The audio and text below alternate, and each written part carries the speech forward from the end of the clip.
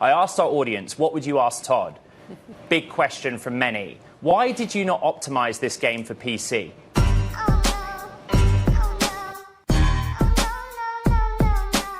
A little bit, on a day with a lot of very serious news, I've got some video game news. Starfield launch day is here. Reviews are coming in. A lot of the backlash has continued to bubble under the surface as people are having even wilder and wilder takes.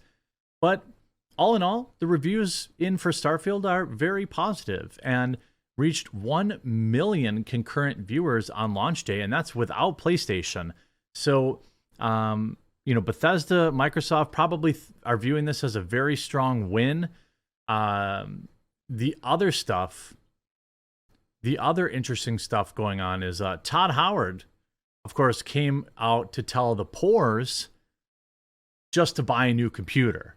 Just buy a new computer, you poor. Because if you want Starfield to run good, you need to not be poor. Now, that's not a take I would recommend, but if you are looking for a new computer, the computer I use is a Meta PC's promo code The Quartering, and you'll save money on it.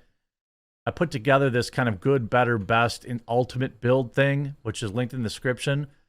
They're veteran-owned, but they can also do laptops, completely custom builds if you want. They've also got ready-to-ship computers, ready to go. A company that stays strong against cancel culture and, all this kind of stuff that I'm proud to support. Let's start with, link will be in the description. Let's start with some of the good news. After years of development, a big delay, Starfield finally landed on September 6th, which was yesterday for all players. The launch day was a huge success, as Starfield surpassed 1 million concurrent players on platforms, according to Microsoft Gaming CEO Phil Spencer. That would seemingly count players across Xbox X Series X, S, and PC, as well as many other places you can stream the game via the cloud. Thanks to all the players that help us reach this great milestone, they said on social media, blah, blah, blah, blah, blah.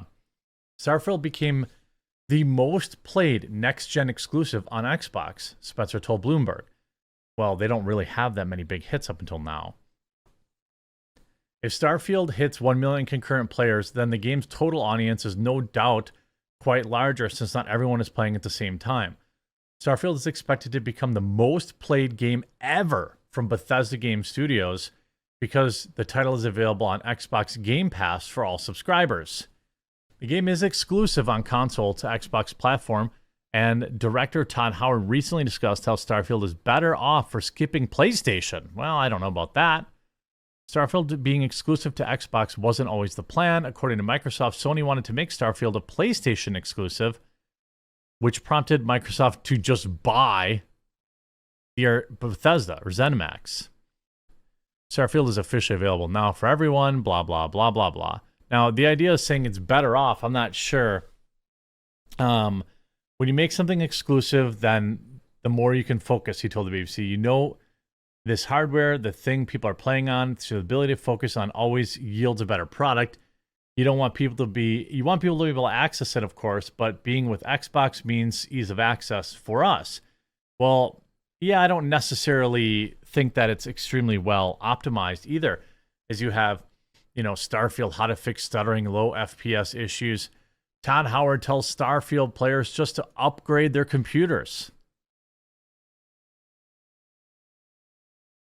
Bloomberg held an interview with Phil Spencer and Todd Howard following the full launch of Starfield, in which she asked about the complaints for poor PC optimization. Well, this is something, if you're a PC gamer like me, this is something we always deal with. For the most part, I don't even buy games on launch unless they were coded from the ground up for PC, because the optimization's always trash. All Todd Howard had to say was that you probably just need better hardware. I asked our audience, what would you ask Todd? Co-host Ed Ludlow said, big question for many, why didn't you optimize the game for PC? Quote, we did, it's running great, Todd Howard said, while Phil Spencer laughed. It's a next-gen PC game. We really do push the technology, so you need to upgrade your PC for this game, but it's a lot of great stuff going on, and fans responding are awesome. I mean, yikes. I mean, that's a yikes from me. That's a big yikes. You see a lot of replies. I have a Ryzen and the 3080 Ti with the ninth the Windows and Steam version of Starfield that causes my computer to restart completely when the game crashes. Here you have Starfield is shutting down PCs. I have a 4090 and get garbage frame rates. PC version is hardly optimized. What CPU? Talking about, you should have just asked why DLSS 3 comes at launch when we should have expected FS3 to come. You need to top-end build to run Starfield on Ultra 4K settings. Visually, the game is amazing and runs smooth with my new rig, but I built it a month ago. I mean, you know, I don't think that that's exactly an awesome response. I asked our audience, what would you ask Todd? Big question from many. Why did you not optimize this game for PC? We did. It's running great. It is a next-gen PC game. We really do push the technology, so you may need to upgrade your PC for this game, but it's got a lot of great stuff going on in it, and the fans are... Yikes. I mean, it runs fine on Xbox, which is nowhere near what modern computers are from even 2 years ago. I don't think that a lot of people are going to react well to that response, but PC gamers have been just pummeled into submission over the years anyway, that we just allow this to happen anyway. We just allow them to give us crap optimization. Now, if you look at Steam, the reviews are overwhelmingly positive. Last time I looked, there was somewhere 24,000, like 23,500. Now it's up to 24,417 with reviews being very positive. And, you know, I think that that's strong. 83%. If you look at, you know, you see if your video card is struggling with the game, I found a video on YouTube of Starfield RTX on a 2060 that gave my own GTX 1080 an 8 to 10 FPS percent increase, 8 to 10 frames increase. I mean, if you have to go Googling stuff to find out how to make it run a little bit better, it's probably not optimized very well. But, you know, that's the thing. You know, people 63 hours in, recommend, product received for free. Also, they got Percy got it for free. Spreading my seed across galaxies, ensuring the survival of my bloodline. Yeah, I mean, people seem to be having a good time with it. I'll sum it up for you guys. Do you like Oblivion and Skyrim? Yes, buy it. Do you like Fallout? Yes, buy it. Are you expecting No Man's Sky or Star Citizen? Double think on buying it. Don't expect a super engaging No Man's Sky or Star Citizen. The space exploration aspect of the game is meh. But if you play it and treat it like just another Bethesda game, the game is an absolute banger and an upgrade from its predecessors. I mean, managing expectations. You know, you see this one, wide as an ocean, shallow as a puddle. If you design your game to consist of cells within cells, and on top of that divide everything within loading screens, it kills the flow of gameplay and immersion pretty effectively. Towns and procedural sandboxes created upon landing and planets should be very least dynamic and seamless for the player to explore, but it's tedious. Here's somebody 40 hours into the game. I grinded out the game's main story during the few days of early access for premium edition pre-orders, and for all the marketing of the game being vast, highly replayable, it has over 1,000 planets to explore. This universe feels very, very small and mostly empty. A few bright spots stand out, don't get me wrong, but by and large, there's a lot of filler here. So there's, you know, I think that you have a lot of fanboys and fangirls. Reviews are a little bit difficult. You know, you try to look at, like, I try to filter for people that have played for at least 10 hours to look at reviews, but it seems like people are having a pretty good time with it. Now, of course, people are still, you know, writing stuff like Starfield is boring and fans are not impressed only days after its early release. I'm not sure that's true because, again, the review seems fine. Now you've got people whining about accessibility.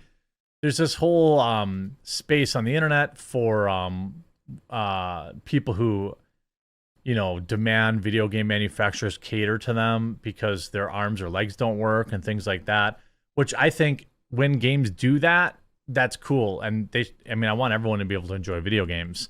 But it's also a very small group of people that do a lot of advocacy, which I think is fine. There's like even fancier controllers and things of that nature.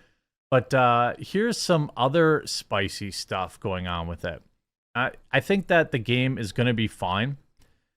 You see this, Chris Raygun, the Starfield discourse has revealed a rift between those who lived in a terminally online hellscape where 3-second-long character customization option in a new video game sends them spiraling into a fit of flashback PTSD, and those who are functioning adults. And then someone says, so you're the type of person that would have happily agreed with Arnita Sarkeesian if she'd been less smug about it then. And Chris Raygun says, no, but I think you should definitely end yourself with a pew pew. Now, if that screenshot is real, yikes. I don't know. I get it. Like, I get that the pronouns thing is not a big deal. But that's a little over the top. I got nothing against Chris. Maybe he was being ironic or something like that. I'm not exactly sure. But it is also funny that you have people like the God of War director. Now, he blocked me. But he's saying how Starfield is the best game he's ever played, ever. And he's getting completely dragged for it. But, like... It's funny to me. People are laughing. Bruh, David, y'all wild. All this stuff it's I think that the grift is strong with a lot of people. And I think that overall, I think that there's just too much dang emotion attached to a lot of these video games. It looks like the launch was relatively smooth. It looks like the delay was worth it. I hope that they fill in a lot of these empty planets and vary the experience a little bit more. But I also don't like Todd Howard, but I don't think anyone does. It just works. Remember Fallout 76? But a million concurrent players, seems like people are having a good time with it. And,